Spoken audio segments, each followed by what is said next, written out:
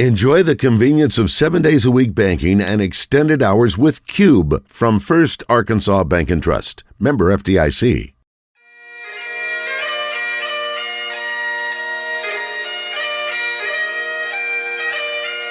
It's time for From the Short Grass with Trey Schaap, a golf podcast for those who love golf, struggle with golf, and just like to enjoy the outdoors and fellowship with friends, all while chasing a ball around trying to put it in a 4 1/4-inch diameter hole.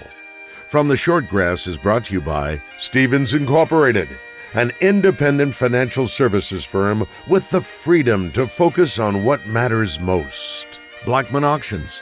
For over 80 years, better auctions have always been Blackman Auctions. Beechwood Pinnacle Hotels. We partner with you to deliver high-yield results by managing, developing, and investing in top-quality hospitality assets. And now, from the Short Grass, here is your host, Trey Schaap. Welcome to another edition of From the Short Grass. I am your host, Trey Schaap. Did you get to watch the Masters? Scottie Scheffler, 69, 67, 71, 71, wins by 3 strokes over Rory McIlroy. Scottie Scheffler wins $2.7 million. He also gets a sterling silver replica Masters trophy, the gold medal, and he got a crystal vase for the day's low score, that 67 in round 2. Rory McIlroy gets the sterling silver salver that goes to the runner-up, a silver medal. He also got a crystal vase for the day's low score, that being the 64 he shot on Sunday, and a pair of crystal highball glasses for his eagle in round 4 on hole number 13. It was kind of dramatic how he finished the round, holding his bunker shot from the right side of the 18th green for a birdie to get to that 64 number. Scottie Scheffler, he struggled on 18 though, 4 putting the final hole to win, but it's okay when you have that big of a margin, and he had a lot of cushion to where he was able to do that. How about Ted Scott, the caddy for Scottie Scheffler? His 3rd time being the caddy of the Masters winner, obviously the 2 times before when Bubba Watson won the green jacket. Scottie Scheffler, now with 4 wins in just 57 days. If you want a hot golfer, the world's number 1 golfer is extremely hot right now, and that is Scottie Scheffler. When we come back, I sit down with the athletic director at the University of Arkansas, Hunter Yurachek. Everything's on the table, but we do talk a lot of golf. I want to tell you about our friends at Blackman Auctions. They've got the big Tom Salmon auction coming up May 19th in North Little Rock. Go to their website, blackmanauctions.com, for more information. Since 1938, better auctions have always been Blackman Auctions. With all the decisions you need to make about what to do in El Dorado, finding a place to stay is an easy one. The Haywood is uniquely positioned to make your stay one to treasure. Located in the historic Union Square district of El Dorado, the Haywood offers luxurious accommodations that feature contemporary, colorful rooms with high-quality bedding, comfortable baths with walk-in showers, and a spacious workspace with stylish plantation shutters that are unique additions to the stunning decor in a non-smoking environment. Make the Haywood your home away from home the next time you visit El Dorado. This is Thomas Blackman of Blackman Auctions. Trey asked me to sponsor a show for another few months. Even though I don't like golf, I do like a show. I have no idea how he gets the awesome variety of guests on his show, but it is entertaining and informative even for a horrible golfer like myself. I'm learning a lot about the game and about the passion for playing. So much so, I've started using my country club for more than Sunday brunch. Trey makes golf interesting. I make auctions interesting. For auctions, listen to me. For golf, listen to Trey. Since 1938, better auctions are Blackman Auctions. Strength is measured not by the number of accounts. Strength is placing value on relationships. It's having the vision and the guts to invest in growth. It's the commitment to responsibly manage your money. At Stephens, we believe that our strengths build success, not only for us, but for our clients. Stephens, member NYSE, SIPC.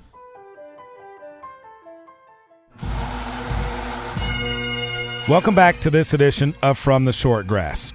Recently, I had a chance to travel up to Northwest Arkansas and sit down and talk with the athletic director of the Arkansas Razorbacks, Hunter Yurachek. Everything was on the table, from Top Golf coming to Donald W. Reynolds Razorback Stadium to having to let go of Chad Morris and hiring Sam Pittman. But we do talk a lot of golf. including during COVID, and who his fantasy foursome might be. On the tee, Hunter Yurachek. Hunter Yurachek, thanks for joining me on From the Short Grass. Now, I talked to Kevin Trainer to set this up, and in the text exchange from him, he said, Hunter has told me about 2 to 3 times, I'm not a good golfer. I don't know why Trey wants me on his golf podcast. That would be a true statement, Trey. I am not a good golfer. I don't have a great deal of time to commit to the game. I love the game. I enjoy playing when I get a chance to play. Just with my lifestyle in college athletics, it's not afforded me time to really go out and work on my game. But you might want to thank a golfer for your position here at Arkansas as the athletic director. There's no doubt. Stacy's husband, Garrett, was the women's golf coach at the University of Houston, and Garrett and I and Stacy had developed a great relationship while I was there, and Stacy was appointed to the search committee when this athletic director search that ultimately ended up with me being afforded the opportunity to be the director of athletics. And so I'm definitely thankful to Stacy Lewis and Garrett for their friendship and Stacy's role in helping me at least get my foot in the door for the director of athletics search here at the University of Arkansas. And talk about an ambassador for women's golf, not just at the University of Arkansas, but women's golf in general. I mean, she was named the captain of the Solheim Cup team this year. That's the top of the top in women's professional golf that you can get. Yeah, she leads by example both in her professional life and her personal life. And now that her and Garrett have their first child, and Garrett was telling me how she takes their child on their daughter on the tour with her, and there's daycare that the tour provides for the moms on the tour, and she leads by example in that way, and how she's a mom and how she's a wife. And then obviously she leads on the golf course, and just a phenomenal golfer both in her collegiate career as a national champion and on the LPGA tour. Before we get too far into golf and how you enjoy the game, the success of Razorback athletics up here right now, I believe, is at an all-time high. And it seems like every sport, every head coach, every assistant coach, every student athlete, they're all working as one. Yeah, we have a moniker that we try to live by day in and day out, and it's one Razorback, that we all work under the same umbrella. We have 19 different sports, 19 really kind of sub-brands within the Razorback athletic brand, but our coaches have bought into being supportive of each other, that their success will help another sport have success, and we've truly seen that happen. I mean, for years, our track and field and our baseball programs were really carrying the flag for the Razorback athletic program. They continue to have a hand on that flag. There's no doubt with the success that those two programs are having, but now you bring along our men's basketball program, our women's basketball program, our softball program, of course, our football program, what our men's and women's golf teams have been doing for several years under Brad and Shauna's leadership, our gymnastics program with Jordan Weber. We have so many of our programs that are reaching a high level of success. And I mean, Colby Hale with our women's soccer program. I mean, I can go on, and I'm sure I'm going to forget somebody, and they're going to remind me I forgot them. But there's so many of our sports. I think right now, as I added up, we have had 12 teams this year that at some point in time during their season have been ranked in the top 10 nationally. That's amazing. And that's out of 19 sports programs. Yeah, when you think about that, I mean, the fans around the state, if they don't realize how good they have it right now, they really need to take a step back and look at the big picture. It's really, really good right now. It's really, really good, and we're doing it in the best athletic conference in the country. There's SEC schools that have similar or greater resources than we have. They have similar coaching staffs that are pushing their student athletes to win. They have student athletes that are working just as hard as our student athletes. So to have that level of success across our department within the Southeastern Conference is just incredible. I want to go back to side of the football field. I'm not going to say the game. You and I had a conversation. You had a tough decision to make. You had to get rid of Chad Morris. It just was not working out. You bring in Sam Pittman. Your assessment of what Sam Pittman has done since that time? Well, he's changed the culture of our football program first and foremost. He's created a culture where the young men in that locker room love playing the game of football again. And that was probably the biggest thing. You can talk about the wins and losses, but these young men invest so much of their time and energy and effort and blood, sweat, and tears to being college football players, that you want them to have a great experience, especially on Saturdays when they're competing. And what I saw at the end of that 2019 season is our young men were not having fun playing the game of football and being a part of our football program. And Sam has changed that culture. Our kids enjoy playing football again, and you can see that on Saturdays, the way they fly around the field, the way they support each other, how they compete on each and every play.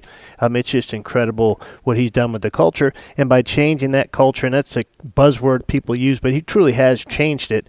It led to a 9-win season last year. It led us to being very competitive in just what was a 3-win season during that SEC-only schedule during our COVID year. And you look at the three major sports, you haven't had to tinker with baseball at all. Dave Van Horn's a staple. But you go to basketball and you bring in Eric Musselman, and he's only taking you to back-to-back Sweet 16 and Elite Eights. Sure, and that's, that was, I've said time and time again, one of the toughest decisions I've had to make in my entire athletic administration career was to let Mike Anderson go. Mike Anderson is a great man. He is a great basketball coach, but I thought he had reached a plateau of what he was going to be able to do for our basketball program at the University of Arkansas, and we needed an infusion of energy into our basketball program, and this basketball program deserved to be on the national map again, because that's where Arkansas basketball belongs. And Eric Musselman has done that. He's infused that with energy because he's one of the most energetic people I've ever been around. And, I mean, look at the top 2 recruiting class. Most of the polls have us as the way too early polls, and they are way too early, but they have us at number 1 next year. That's out of respect for Eric Musselman and the job he's done, because our roster on the team's going to look dramatically different than the roster this year. That's just what college basketball is in this day and age. The NIL, the transfer portal, is it getting out of hand? Absolutely. It's not getting out of hand. It is out of hand. Yesterday, there were over 1,500 football players in the portal, over 2,800 men's basketball players in the portal, and over 1,600 women's basketball players in the portal. That's just Division I.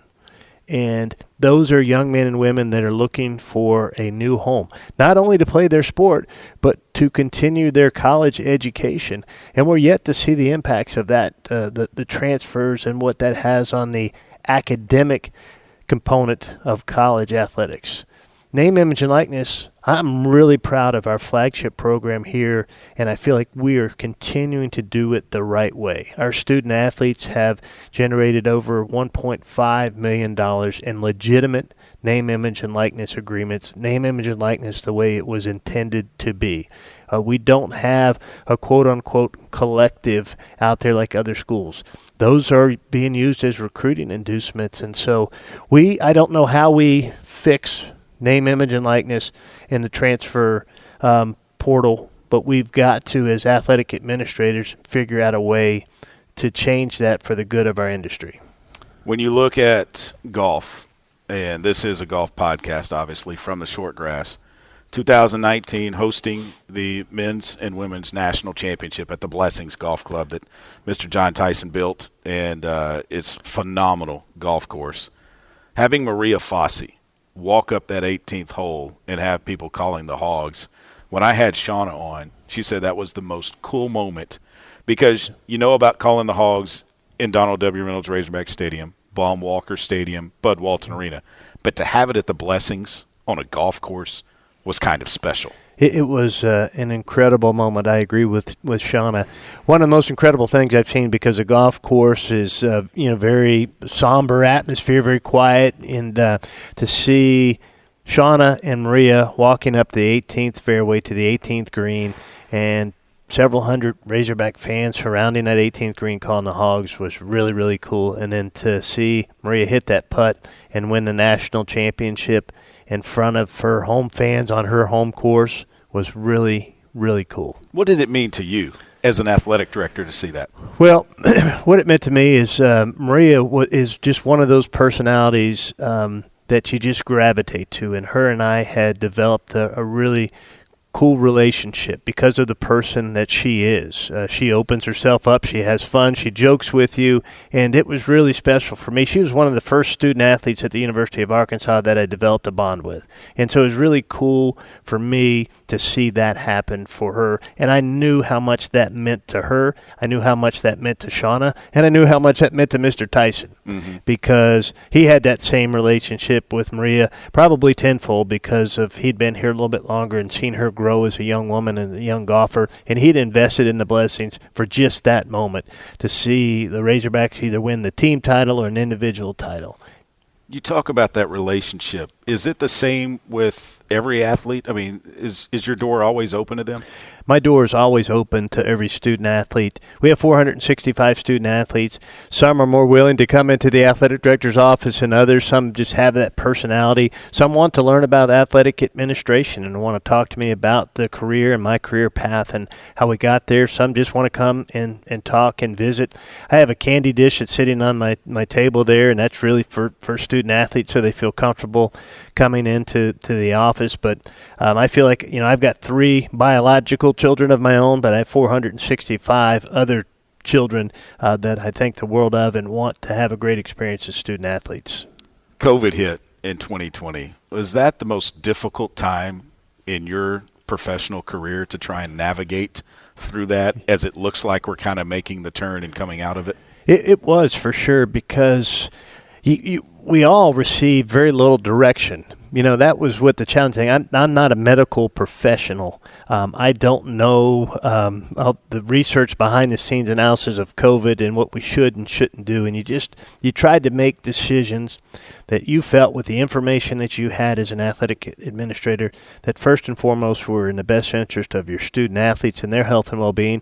And if we're going to bring our student athletes back, well, gosh, it had to be in that health and well-being of our staff and our coaches that were going to obviously have to be in place to bring our student athletes back so that they could practice and compete and train. And so you felt a great burden as an athletic administrator because you had so many people looking to you for, hey, what is that next step? What are we going to do next? What are we supposed to do? How are we going to get through that?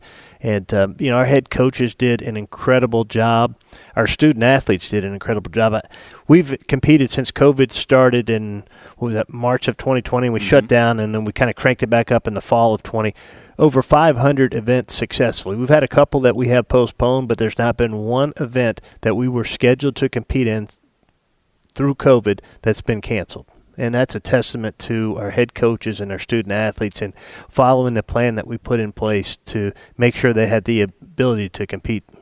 I want to take you back to the Blessings Golf Club and the fact that hosting the national championship, but then COVID hits, and then the SEC Network, Brad McMakin, the men's coach, and Shauna Taylor get together, and with Mr. Tyson, they come up with the Blessings Collegiate, and it's televised on the SEC Network.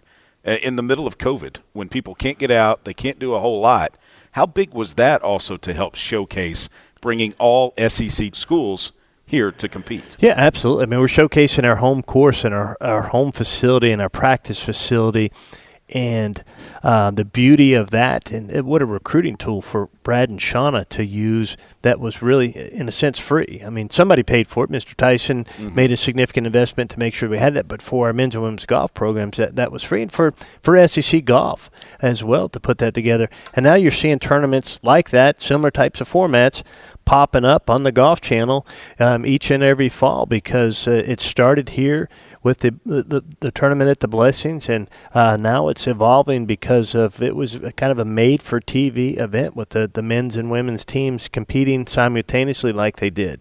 And you have the Jackson T. Stevens Cup that Warren Stevens took to the Alotian Club last fall. It's going to be at Seminole coming up this year in the fall. And Arkansas got to take their men's and women's teams down there. Don't we have some beautiful golf courses here in the state of Arkansas? Yes. When you talk about Alotian and you talk about the Blessings, I mean, just 2 phenomenal courses. You'd never think that in the state of Arkansas. And there's some other great courses as well in our state, but those 2 that you just mentioned are just phenomenal. How many times you played the Alotian?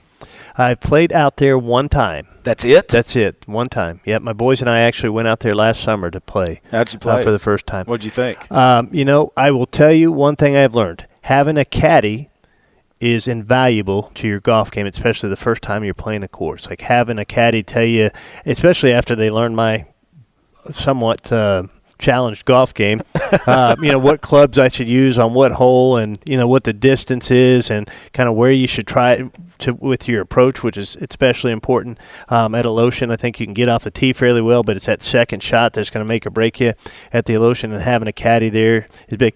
Like, I'm going to shoot in the high 90s, low 100s if I'm having a really good day. Right. So, and having a caddy helps you have a good day. And no doubt about it. Well, any day at Alotian, you're going to have a good day, I would think. Yeah. I just gave my golf game away with that score right there, didn't I? I'm brutally honest to a fault. You can always improve, though. I can. Hunter. I can definitely improve. There's no doubt. You were telling me, too, before we started discussing and sitting down for the interview, that during COVID, you and your sons would go out and play the Blessings quite often. Yeah, so I've got 3 boys, 17 to 25, and as we were looking for things to do to get out of the house, we would go play golf together out at the Blessing. Mr. Tyson afforded us that opportunity, and it was just a great experience for a father and his 3 sons to ride around and play that beautiful course. And I think I also shared with you, I learned quickly that I was going to lose a number of balls out there, right. So I stopped losing the expensive balls, and I would stop at the local golf store and go to the bucket of balls out in front and get a bag full of 50-cent balls. So was it you got tired of going to Coach McMakin and saying, hey, I need another dozen, or the fact that you just don't want to go talk to him anymore? Well, I think Coach McMakin got tired of saying, where are all those golf balls? Well, you're going to find them out there somewhere. When your They've got a Razorback on it. When your guys are out there, and of course they're going to find those golf balls for sure, right? And so I think he got tired of me coming to him. Yeah. When you look at the success that he's had here, winning the SEC championship last year, and obviously they're gearing up for that again. I mean, they've got a stacked team, and Shauna's had success as well, winning the SEC. I mean, the sky's the limit here, is it not? It is for all of our sports. I mean, that the sports like men's and women's golf, track and field, indoor and outdoor, cross country have proven that you can win championships here, and they open the door for our soccer program to do that and believe that they could do that, for our softball program to believe that they could do that, for our gymnastics program to believe that they could do that. And that's why I said earlier, those sports were carrying the flag for us for a while. Track and field, men's and women's golf, and our baseball program.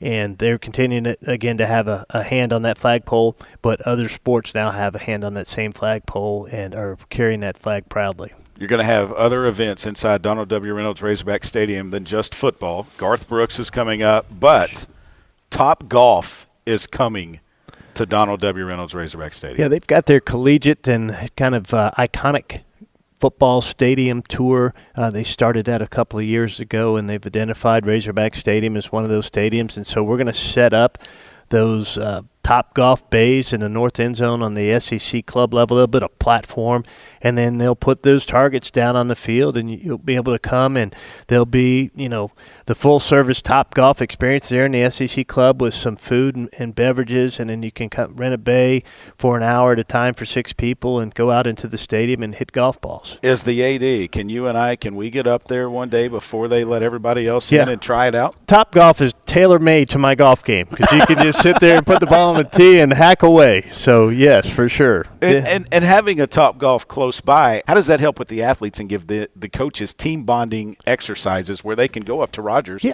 Oh, absolutely. I mean, I've taken our senior staff up to Top Golf, and we've rented a bay one afternoon after some strategic planning exercises and just gone up there and bonded. I know our teams have. And it's a great sales point, because you come to a college town and you don't expect to have those types of experiences that you have here in Northwest Arkansas, like a Top Golf, like the Walmart Amp, like the Walton Arts Center, like the Crystal Bridges Museum, like the 45 to 50 miles of running and biking trails that we have here. I mean, this area, Fayetteville, is a great college town, but when you expand up to Rogers and Bentonville, there's so much that this area offers that people just don't know about. You talk about the coaches and the athletes, the people that contribute to this university and this athletic department. I mean, we're sitting in the JB and John L. Hutt family baseball facility, and this is tremendous. How are you able to keep it going?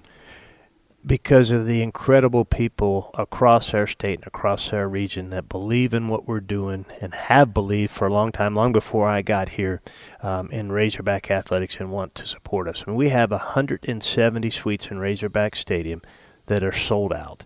We have 42 in Bud Walton that are sold out. We have 30 here in Baum-Walker Stadium that are sold out. We're sold out on season tickets here in Baum-Walker Stadium. We sold out on season tickets in Bud Walton for men's basketball. We sold out 2 football games. We drew 10,000 people to Bud Walton for gymnastics. We have sold out soccer games. And so it's our fan base. It's just unbelievably special how they support not just our football and men's basketball teams, but all of our programs across the board. And then they give generously of their discretionary income to make sure that we continue to have success. And this state is like no other. We don't have another Power 5 team in the state. We don't have any professional sports teams. Everybody gravitates to the Arkansas Razorbacks, and people across the state have been incredibly generous in giving to the foundation, in buying season tickets for all of our sports, attending and supporting our student athletes. And that's the reason we're able to do what we can do and to have that success. We're a self-sustaining athletic program. We don't get $1 from the university. We don't get $1 from students. We don't get $1 from the state of Arkansas.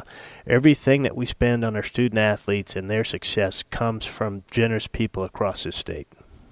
Best golf course outside of the state of Arkansas that you've ever played? I had the opportunity to go out and play out at Pebble Beach last year, and that's just a cool experience being out there and playing that course. The wind doesn't help a golf game like mine, probably doesn't help many golf games, but that was a really cool experience being out to go out to Pebble Beach and play out there. That's awesome. If you could have a fantasy foursome, living or deceased, 3 other golfers play with you, who would it be? Oh, like professional golfers? Anybody. Just hack-away golfers? Anybody. Hack-away golfers, former presidents, living presidents, past presidents. I mean, anybody. Yeah, people you'd want to have conversations with and play golf with. I've done a lot of reading on John Wooden.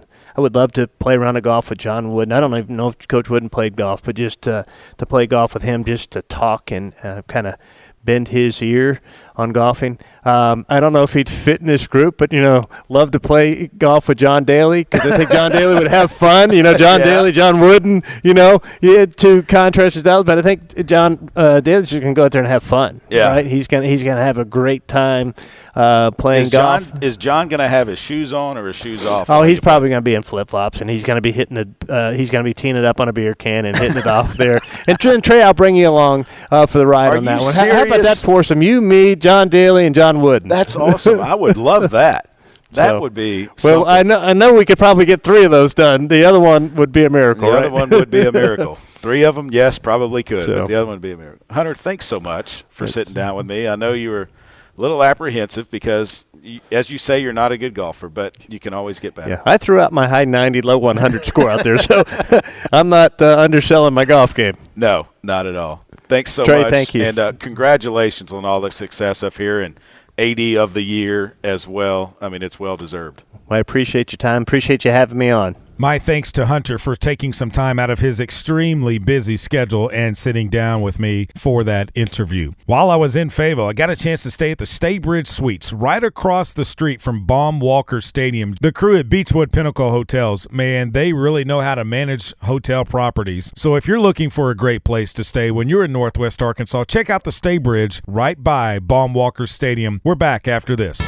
This is Thomas Blackman with Blackman Auctions. Get ready for another exciting once-in-a-lifetime auction. On May 19th at 4 p.m., we will be selling 100 acres in the heart of North Little Rock to help settle the estate of Tom Salmon. We will be selling 19 lots from residential, commercial, and acreage. The bulk of this property is located on McCain Boulevard, about a mile from McCain Mall. It has taken a family decades to build this incredible portfolio, and you will have the chance to buy it all in one night. For more information, go to blackmanauctions.com. Since 1938, better auctions are Blackman Auctions. With all the decisions you need to make about what to do in El Dorado, finding a place to stay is an easy one. The Haywood is uniquely positioned to make your stay one to treasure. Located in the historic Union Square district of El Dorado, the Haywood offers luxurious accommodations that feature contemporary, colorful rooms with high-quality bedding, comfortable baths with walk-in showers, and a spacious workspace with stylish plantation shutters that are unique additions to the stunning decor in a non-smoking environment. Make the Haywood your home away from home the next time you visit El Dorado. That'll do it for this edition of From the Shortgrass. I'll leave you with this Masters quote from Gene Saracen. You don't come to Augusta to find your game. You come here because you've got one. The next time you're on the course, when you find your ball marked, fix it and a couple of more. And I hope to see you from the Shortgrass. You've been listening to From the Shortgrass, a weekly podcast dedicated to the game of golf. From the Shortgrass is brought to you by MinnowsPlus.com and Blackman Auctions. This has been a presentation of the Buzz Radio Network.